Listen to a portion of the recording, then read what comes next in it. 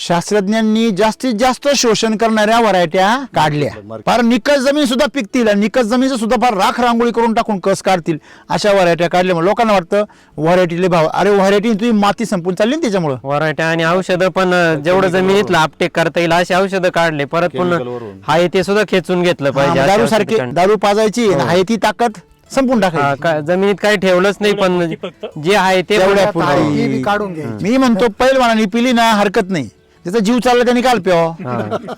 खरं की नाही? बरोबर आहे. आधी पैलवान होईन पे. गंमत काय आहे, त्या दारूची याला नशा चढती. दारूच्या नशेचा वापर केला पाहिजे, त्याच्यावर चढली नाही पाहिजे. म्हणजे ही शेती आमची वाटोळ झालं कशामुळं, या व्हरायट्यांमुळे झालं.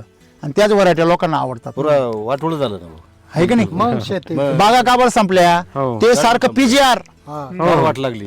सारखं काढूनच घ्यायचं, सारखं द्यायचं प्यायचा हा, जीआर. द्यायचं काहीच नाही. आहे की नाही? थांबावं लागेल एक हा. टाइम थांबावं लागेल. मग थांबा ना तुम्ही, थांबण्याची वेळ आलीच ना. आता आपण पाहतो गारपीट, पावसाळे, काय परिस्थिती. अवघड आहे. म्हणून आपण हे निसर्गाला आपण मजबूर केलं. काय केलं? लोक म्हणतात ना हे नुकसान झालं, नैसर्गिक आपत्ती आली. नैसर्गिक आपत्ती आली नाही, आणली. निसर्गाचा समतोल आपणच माणसानेच बिघडावला. असं आहे ते विषय. पण मात्र सध्या शेतीच्या बाबतीमध्ये स्वतःच नुकसान करतोय.